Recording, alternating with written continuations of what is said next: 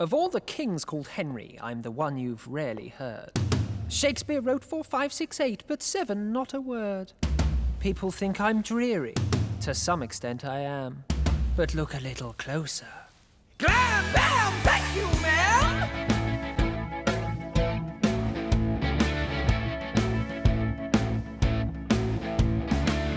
I didn't agree with King Richard III, so I fought him at Bosworth Field and won victory. How cool does this sound? I'm the king who found riches crown in a hedge on the winning battleground. The only way to end war and avert further disaster, there's got to be a way to unite York and Lancaster. I'm the original Tudor, founder of that dynasty. The man who closes the walls of the roses. That's right, that's me. I launched attacks on lords who earned stacks. Mine was a noble cause to tap them all for tax. They paid their share, was only fair, to make England rich and me a millionaire. Elizabeth York became my wife for life, that'd make me a bore. Joined our family seats, that's neat, made my rule secure. I'm the original Tudor, returning power to the state.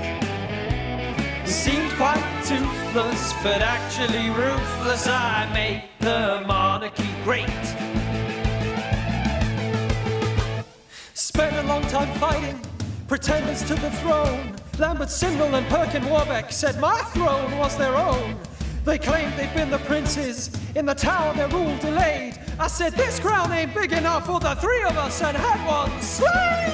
I'm the original Tudor, king of foreign policy, to end hostile relations with enemy nations. I asked them to make friends with me. Yeah, the original Tudor. They say dullness my main trait. Well, that's a sad indictment, 'cause if you're looking for excitement, my son was Henry VIII.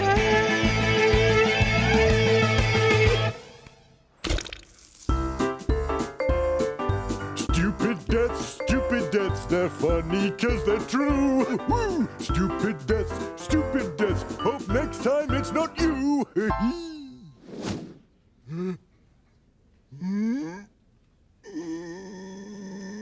Oh, I blinked. You know, there's just no beating him in a staring contest. How does he do it? How do you... Oh, next! And your name is? Henry I, King of England. Oh, sorry. Well, Henry, you seem to have a little problem. Anything you'd like to divulge? Yes, I'll tell you my story, but I'm going to have to be quick. Yes, please. I was visiting my grandchildren in Normandy, and I had a lovely meal of my favourite dish, lamprey. Lamprey? Yes, it's a kind of eel. Well, nice. Oh, yes, they are nice. That's good. Carry on. My doctor had advised me, don't eat so many lampreys, they're bad for you, but I just loved them so much, and I scoffed and I scoffed and and I had so many that I got a real pain in my gut. Did the eels make you feel eel? Do you get it? Eel. Eel. I'm saying eel. Eel. Yes, eel. I get eel, it. Eel. Oh, it's just you didn't laugh, so I thought No. you didn't hear it. No? Okay, carry on. Well, my doctor advised me to take a laxative.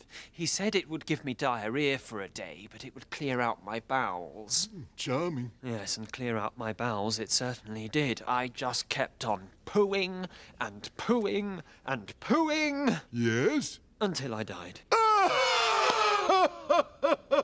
Hey, you could say you were dying to go to the toilet. Oh, I'd leave it 5 minutes if I were you. It smells like someone's died in there. Oh, they have. You. Can I go now? I'll just confer with the judges. Yeah. Yeah. Oh, I completely agree. No, I really need to go now. Well, Henry, congratulations. You're through to the afterlife. Thank you. Phooey. You sure one of those wasn't you? You? Oh, how could you? Face of an angel. Next! Stupid deaths. Hope next time it's not you. Terrible Tudors.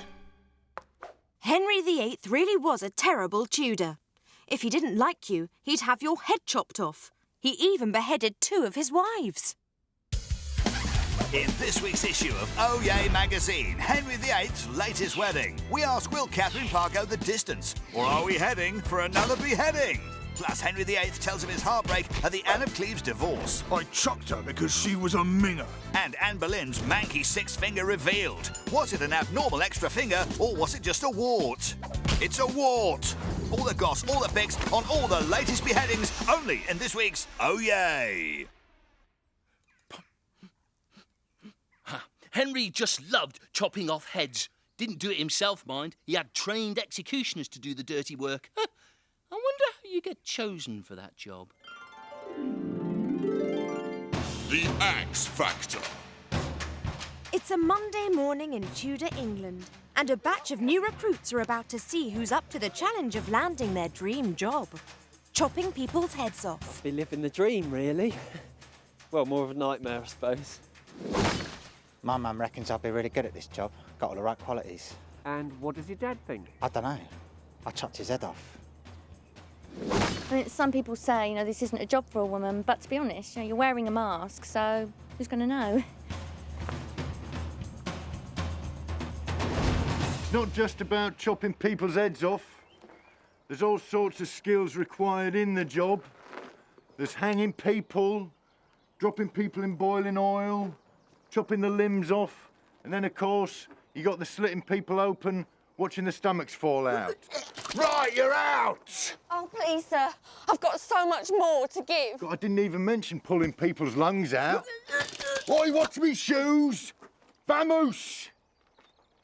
The remaining recruits are set to their first task, which is to lift the axe. So what makes you think you can do this job, Sonny? I like the uniform, and I just want to be independent, stand on my own 2 feet. 1 foot. Next!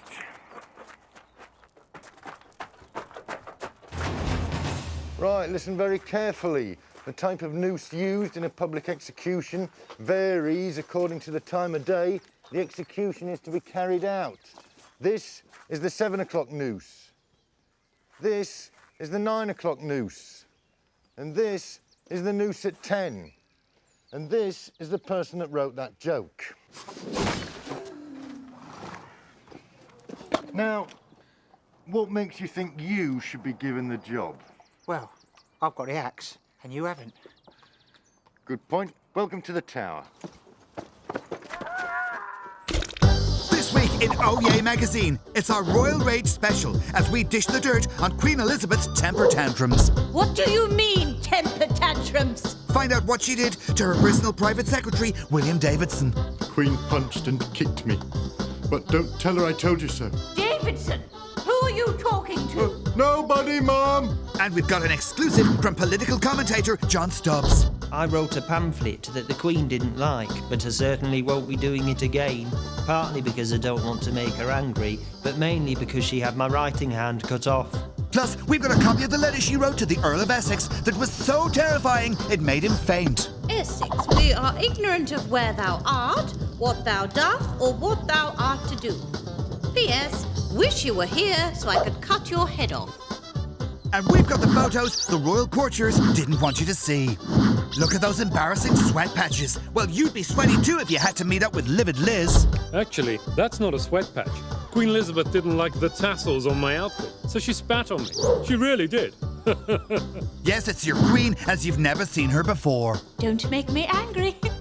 You wouldn't like me when I'm angry. Keep your hair on, ma'am. Oh, you can't. It's a wig. I heard that. Call my executioner. Oh Yay magazine. Buy it now while next lasts. Some families even went to war. Here's one. They were 2 halves of the same family who both founded their own dynasty. The Yorkists, whose symbol is a white rose, and the Lancastrians, whose symbol is a red rose. They clashed during, yes, you guessed it, the Wars of the Roses. Things got so bad, the Lancastrian king, Henry VI, tried something rather unusual to make everyone friends again. He called it Love Day. and welcome to this lovely occasion, Love Day, 1458. Yes, led by Queen Margaret, members of the English royal family process into St Paul's Cathedral. Oh, little stumble there, nerves obviously playing their part. The Yorkists in their white ribbons and the Lancastrians in their red. Oh, little shove there from Queen Margaret on the Earl of Warwick. Yes, a bit of regal horseplay, but I'm sure all in the spirit of peace and harmony. And we now just await Queen Margaret's husband, King Henry VI. Oh yes, and there he is. Okay, great stuff, guys, great stuff. That's lovely. Let's all just simmer down. So the aim today is to get you Lankies big up and you Yorkies respect together in one room, just feeling the love, one big happy family. So all you have to do, just lean over to the person next to you and just hold hands. Yeah? Great, the King's gone mad again. Yeah, thinking of getting the Duke of York to take over anyway. You and whose army? Well, me and my army. Mine! And the rival sides getting along swimmingly. Yes, how wonderful it is to see these noble families back together after 3 years of bloody fighting. Whoa, guys, hey, let's remember what today's called. Love Day. It's not Fight Day, is it? It's not grab someone in a headlock and beat them with a... What's that? Spoon. Spoon Day. Today is all about love. So, whatever's happened in the past, we just need to forget about that and hold hands. It's hard to hold hands with the man who's killed your dad. And mine. Okay, but the important thing is that they've said they are really sorry. No, actually, they haven't. Well, we're not. How about I make you sorry? Over my dead body. Oh, you said it, pal. But guys! And high spirits indeed on this wonderful day. Guys! Can we all, for one day, just hold hands? Well, let's not have a repeat of Christmas. Right? Right, now you two gents, come on. There you go. How hard was that? Come on, we haven't got all day. And you ladies. And there we have it as they make their way out of the cathedral. It's amazing to see the spirit of friendship and togetherness. Well, that actually went better than I thought it would. The Yorkists and the Lancastrians fought for over 30 years until finally the war was won by a branch of the Lancaster side called the Tudors. But things were almost as complicated for them. And it all started when the Tudor king Henry VIII had a daughter called Mary. Hey, Catholic crew! Mary here. Hashtag Daddy's little princess. No, totally, because Daddy is Henry VIII and I'm the only surviving child, so gonna be queen one day. Hello. God, you're so embarrassing. Sorry, darling. Okay, so Henry VIII, Dad, is saying that his marriage to my mum, Catherine of Aragon, doesn't count because she used to be married to his dead brother and he's only just realised that, like, 18 years later. So now he's talking to the Pope about having it cancelled or something. He just wants a boy to be king after he dies. Hashtag hurry up and actually die. Terrible Tudors. When Henry VIII died, his son Edward VI came to power, aged just 9. But he died only 6 years later, and after that it wasn't clear who would take the throne. Are you Protestant? Are you vaguely related to Henry VIII? Is your name Lady Jane Grey? Then you've won our star prize, and you're going to experience what it's like to be queen for 9 days. Wow! That's 9 whole days in charge of England. Here's what you'll get. Day 1. We set you up in royal apartments at the Tower of London to await your coronation. Ooh, this is nice. I could get used to this. I don't think so. Day 2. We throw in a crown for free. Go on, try it on for size. Okay, what harm can it do? You'll find that out on day 9. Sorry? Nothing. Day 3. It's coronation time. Now you're the queen. You get to go out and meet your public. They don't even know who you are. We don't even know who she is. They were expecting a different person to be queen. We were expecting a different person to be queen. They smell a wee. We smell it. See what you're trying to do there. Actually, we do. Day 4. You have a letter sent to Henry VIII's daughter, Mary Tudor, asking her to recognise you as queen. Fingers crossed. Day 5. You get Mary's reply. What does it say? Bog off. What?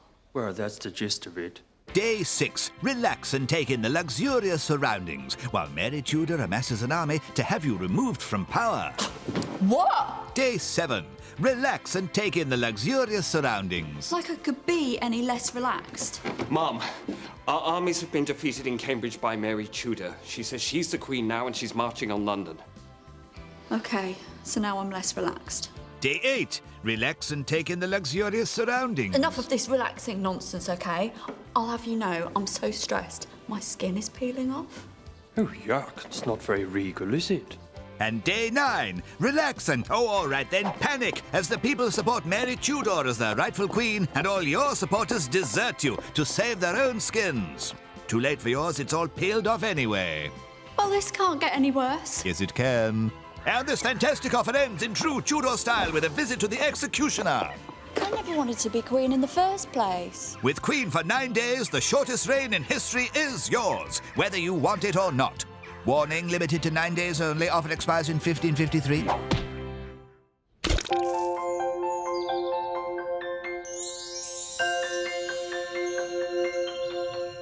King Henry VIII, my father, hoped I'd have some Tudor brothers. Mum had no sons, so rather I got plenty of stepmothers. When at last Prince Ed was born, the crown I bid adieu. They said as king he must be sworn, boys go first in the queue. But there's no need to worry if at first you don't succeed. When Ed died, I swept aside the rest and was decreed Mary the first, that's me, Tudor lady and queen of England, not to be confused with Mary, Queen of Scots, not the same see, though weirdly she's a cousin to me. Some tried to say Lady Jane Grey should be queen after Ed, but England wanted me, hooray, so poor Jane lost her head. Protestants were saying that my ruling made them sick, 'cause when it came to praying, my tastes were Catholic. They revolted, challenged me, fueled my great desire to tie 300 to a stake, light touch paper, then retire. Mary the first, that's me, called the bloody Queen of England, not what I intended, tried to be. Good, you see, but history only remembers I was a catastrophe. Married Philip, King of Spain, who then left me. England thought he was a pain, especially 'cause he told me to attack France with troops. And when the French advanced, we lost Calais. Oops! Throughout my reign, it rained and rained, it poured upon the poor. The harvest failed, no food remained, and flu killed many more. Burned Protestants and wed a fool, led armies to defeat. Burned more Prots, I'd say my rule was short but not that sweet. I had no kids named half sis Liz as big queen best to be, so long as she would rule the land as a Catholic queen like me. Lizzie didn't listen, she made the country Protestant, meaning my legacy was ruin. See, everything I tried to achieve went down the Swanee. Been embarrassing, really.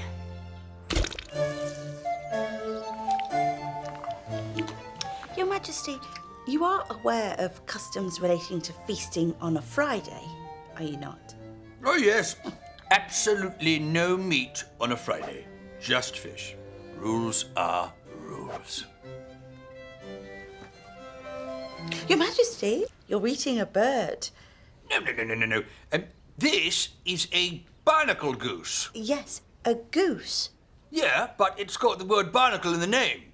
And barnacles are those little volcano things that live in the sea, along with, you guessed it, fish. Well, you can't just eat it because it's got barnacle in the name, Your Majesty. It's clearly meat. Please back me up, Bishop. The eating of meat on Friday is against God's law. But the barnacle goose has the word barnacle in it, so it's clearly a fish. Fish knows fish. Lovely meal, Your Majesty. Wait, no, you can't eat that either. That's beaver tails. Well, where do beavers live? Not in the sea, for a start. No, but they live by the water. Sometimes their delicious little tails, hang down into the water. Therefore, fish. Fish dish, fish. Don't mind if I do. That's swan! Fish. Fish. Your Majesty, nothing on this table is fish. Seal, porpoise, whale, puffin. Fishy, fish, fish, fish. Swim, swim, swim, swim, swim, swim, swim. Swim, swim, swim, swim, swim. Fish. Meat cannot be cooked and served on a Friday. Tell me, my lady, is there a custom against noble women being cooked and served on a Friday? Delish, fish fish.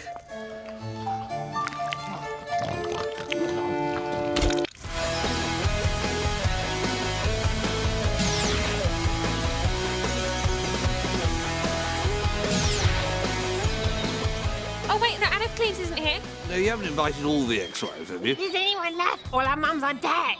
3 different mothers, all dead. You'd think I'd remember.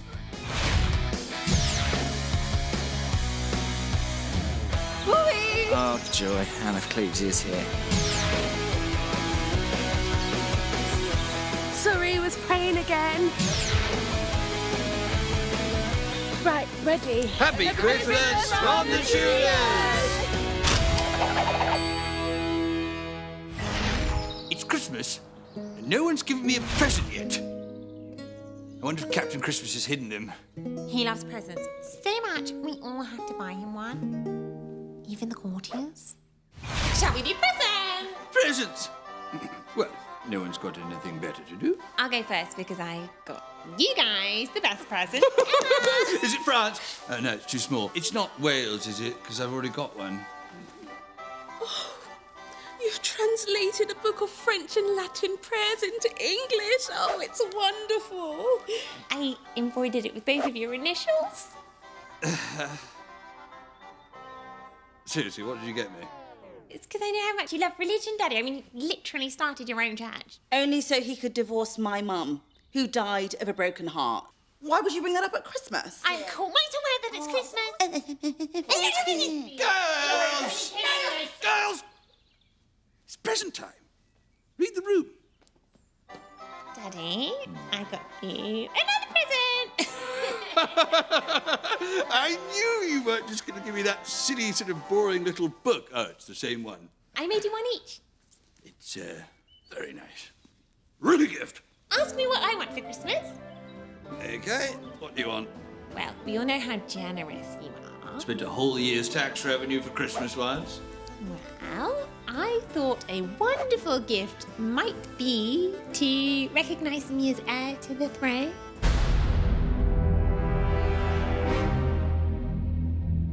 Oh. Unbelievable. She's not even a boy. King Elizabeth. It's all rubbish. Honestly, I'm just happy to still be alive. Families, eh? Can't live with them, but can execute them. Good times. Merry Christmas, everyone. Measly Middle Ages.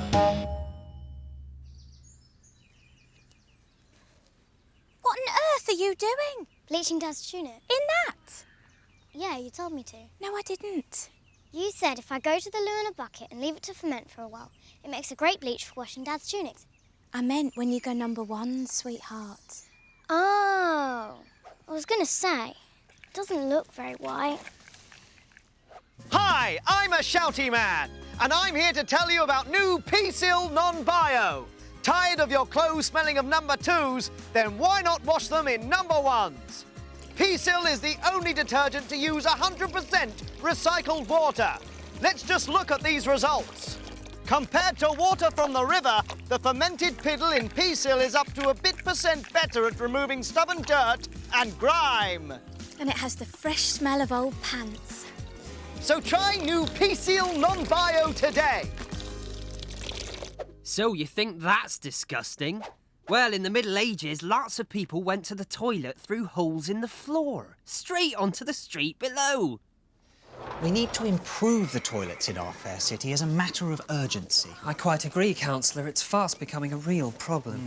I mean, these newfangled upstairs toilets are all very well, but sticking your bottom through a hole and pooing directly onto the street does have its disadvantages for the passers-by.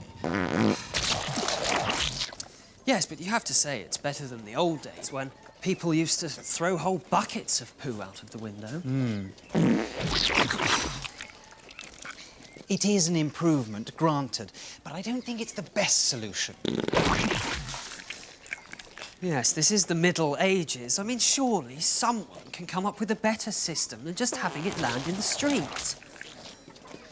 We could have it land in the river. Yeah, but public toilets on the bridge, people stick their bottoms through holes and then poo directly into the water. That's brilliant, Councillor. Hang on, what about the boatmen passing underneath? Well, are you a boatman? No. Nor I. So, it's settled. Public toilets on the bridge it is. And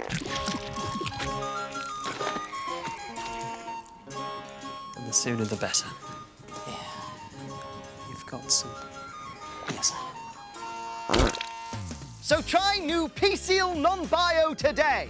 Whee! And the debt is gone. And we only use natural ingredients. Water, salt, liver bile and stinky stuff for that yellowish tinge that means clean. Warning, product contains really old wee-wee. You think that's bad? Us Romans used wee-wee for mouthwash. Oh, now, really? I was only saying. Get out! I can't help it if it's true.